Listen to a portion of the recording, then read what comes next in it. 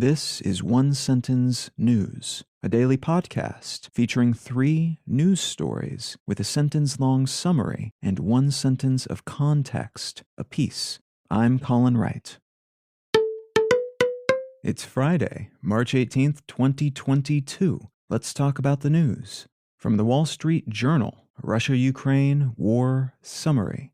Britain's defense minister has announced that the Russian invasion is, quote, largely stalled on all fronts, end quote, including in the south, where the Russians have until recently been moving forward at a fairly steady clip. The Russian government says it has made a $117 million interest payment to investors, but it's unclear if those owed this money will receive it, as the payment is coming from Russia's frozen assets.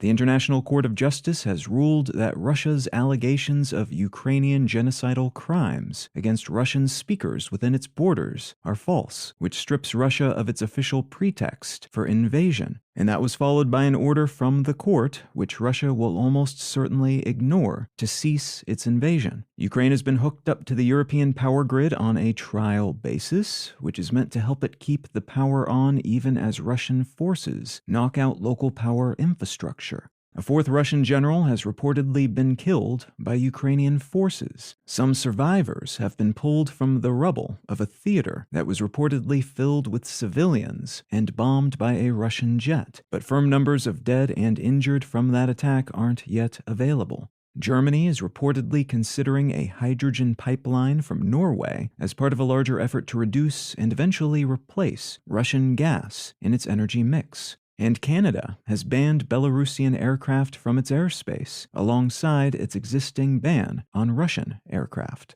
Russian President Putin recently broadcast a speech in which he labeled Russians who didn't support the invasion as traitors, and declared that they would be dealt with, and that a self-cleansing society would actually be a good thing. Which is being seen as pretty alarming because of the implication that he might be settling in for the long haul and aiming to purify Russia in a fashion reminiscent of other aggressive, authoritarian leaders throughout history.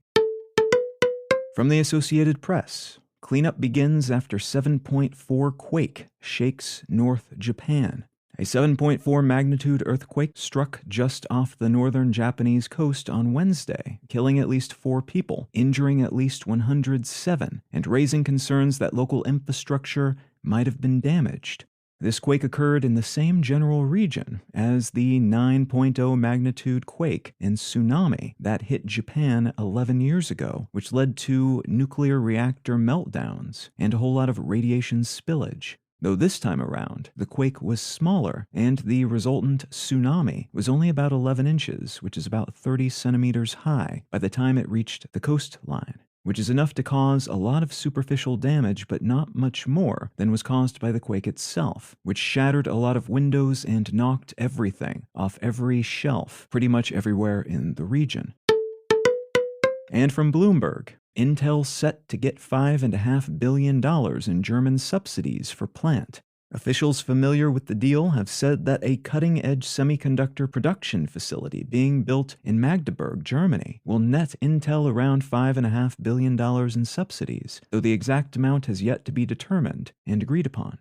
Like pretty much every other government on the planet right now, Germany, and the European Union more broadly, are looking to move more vital infrastructure within their borders so that geopolitical turmoil doesn't mess with their ability to produce things.